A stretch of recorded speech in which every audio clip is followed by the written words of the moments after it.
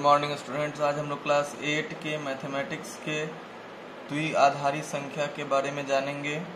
द्विआधारी, द्वि का मतलब होता है दो, तो द्विआधारी का मतलब हो गया दो आधार वाली संख्या, और एक होता है 10 आधार वाली संख्या। सामान्यतः हम लोग जो भी नंबर देखते हैं, जो भी संख्या देखते हैं, वो 10 आधारी संख्या होता है। 10 आधारी संख्या का मतलब 0, 1, 2, 3, 4, 5, 6, 7, 8, 9 से मिलके बना होता है, जबकि द्विआधारी संख्या सिर्फ और सिर्फ 0 और 1 से मिलके बना होता है। अब सवाल उठता है कि द्विआधारी संख्या आखिर होता कहाँ है? हम लोगों ने तो अभी तक देखा नहीं है। तो देखा नहीं है तो इसको देखा भी आसानी से नहीं जा सकता, क्योंकि द्विआधारी संख्या कंप्यूटर की भाषा है, कंप्यूटर का संख्या है। कंप्यूटर किसी भी चीज को द्विआधारी संख्या में ही समझता है। अगर हम लोग कंप्यूटर में मान लेते हैं अगर 13 टाइप करते हैं, तो कंप्यूटर इस 13 को नहीं समझता है। पहले वो इस 13 को द्विआधारी संख्या में बदलता है, तब समझता है, तब फिर रिप्लाई हम लोग को 10 आधारी संख्या में देता है। तो आज हम लोग सीखेंगे कि द्विआधारी संख्या को 10 आधारी संख्या में कैसे बदले और 10 आधारी संख्या को द्विआधारी संख्या में कैसे बदले। तो हमारा पहला क्वेश्चन है द्विआधारी संख्या में बदले, मतलब ये जो नंबर दिख रहा है यह 10 आधारी संख्या है, इसको हम लोग द्विआधारी संख्या में बदलना सीखेंगे। तो आज हम लोग इसमें आपको मैंने यहाँ पर 7 क्वेश्चन लिखा है। 7 क्वेश्चन में आपको 2 क्वेश्चन बता देता हूँ, बाकी का 5 क्वेश्चन आप लोग खुद बनाएंगे। तो पहले हम पहला क्वेश्चन को बनाते हैं। तो पहले क्वेश्चन को देखेंगे। पहला क्वेश्चन है 43।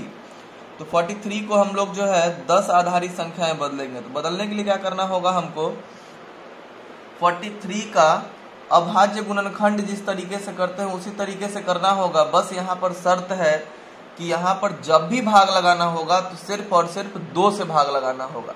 2 के अलावे किसी नंबर से हम लोग भाग नहीं लगा सकते हैं। अगर 43 में अगर हम लोग 2 से भाग लगाएंगे तो भागफल कितना बचेगा, तो हम लोग यहाँ पर देखते हैं। 43 में 2 से भाग लगाते हैं, तो 2 से भाग लगाएंगे तो 2 दूनी के 4 और 2 एकम 2 और 1 शेषफल बच जाएगा ना। तो 43 में अगर 2 से भाग लगाएंगे तो 21 बार में लगेगा और शेषफल 1 बचेगा। इसमें जो भी शेषफल बचता है उसको हम लोग बगल में लिख लेते हैं। फिर इसमें दूसरी बार फिर 2 से ही लगाएंगे। अब 2 से अगर 21 में भाग लगाएंगे तो 2 दहाई के 20 होता है, लेकिन 2 दहाई के 20 होगा तो यहाँ 21 है, फिर भी 1 शेषफल हमारा क्या होगा, बच जाएगा।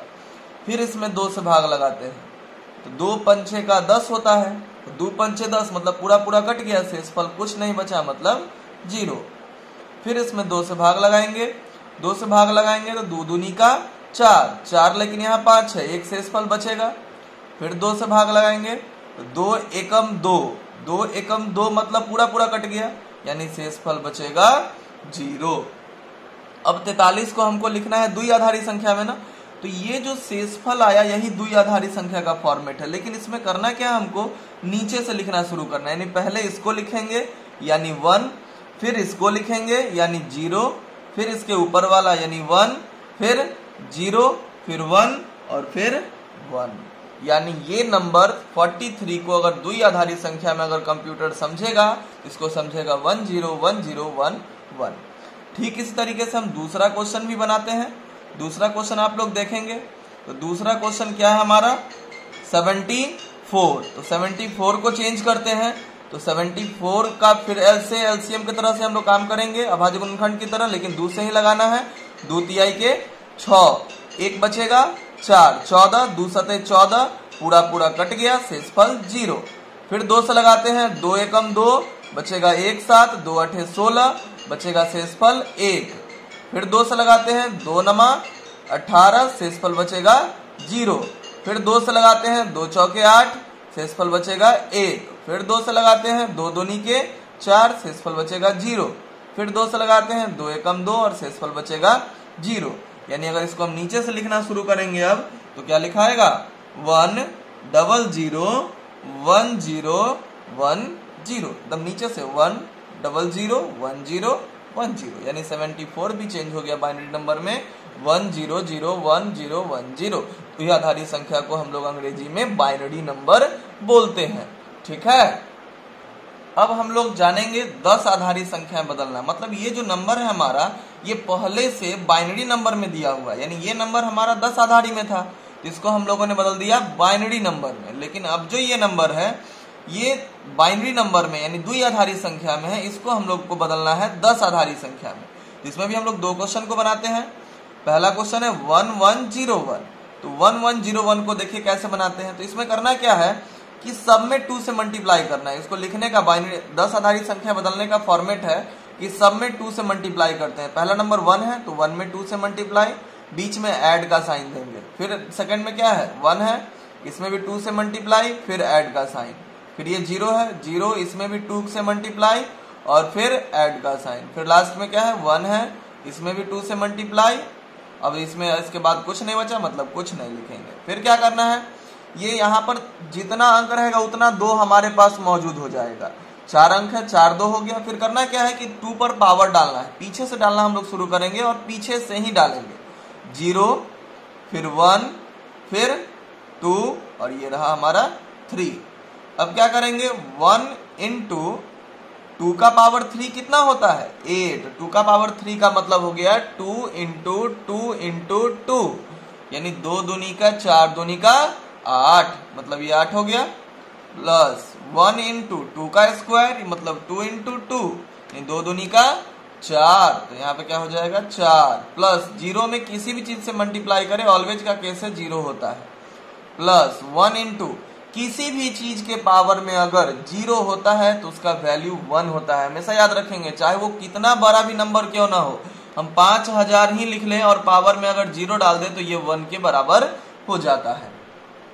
अगर हम लोग 1 से 8 में मल्टीप्लाई करेंगे तो 8, 1 से 4 में करेंगे तो 4 प्लस 0। अब 1 इंटू 1 क्या हो जाएगा 1, यानी 8 और 4 12 और 1 13 यानी 1101 को अगर हम लोग 10 आधारी संख्या में बदलेंगे तो आंसर क्या हो जाएगा 13। ठीक, अब उसी तरीके से हम लोग इसके दूसरे क्वेश्चन को बनाते हैं।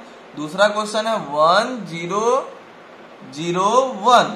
तो 1001 को हम लोग जो है 10 आधारी संख्या में बदलेंगे। तो इसके लिए भी क्या करेंगे, पहले सब में 2 से मल्टीप्लाई कर देते हैं। तो 1 इंटू 2 हो गया, प्लस 0 इंटू 2 हो जाएगा, प्लस ये 0 इंटू 2 हो जाएगा, प्लस ये 1 इंटू 2 हो जाएगा।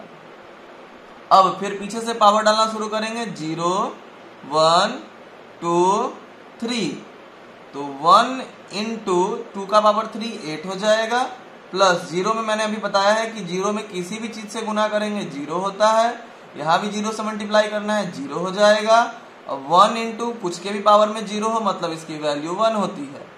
1 को 8 से मल्टीप्लाई करेंगे 8, 0 प्लस 0 0, प्लस 1 इंटू 1 1 और 8 और 1 9, यानी यह जो है 9 लिखा हुआ था, 9 लिखा हुआ था। 1001 अगर कंप्यूटर की भाषा है तो हमारे भाषा में क्या हो जाएगा ये 9।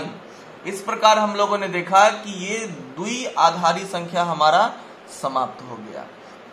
द्विआधारी संख्या को में जो है हम लोग करते क्या है, तो यहाँ पर द्विआधारी संख्या में हम लोग कुछ नहीं करते हैं, यह कंप्यूटर की भाषा है। अगर कंप्यूटर को हम लोग 10 आधारी संख्या देते हैं तो कंप्यूटर उसको द्विआधारी संख्या में बदलता है, फिर उसको वो समझता है, फिर हमको आंसर वो 10 आधारी संख्या में ही देता है। तो हम लोगों ने आज के क्लास में क्या सीखा, तो जो 10 आधारी संख्या उसको द्विआधारी में बदलना और जो द्विआधारी संख्या उसको 10 आधारी में बदलना।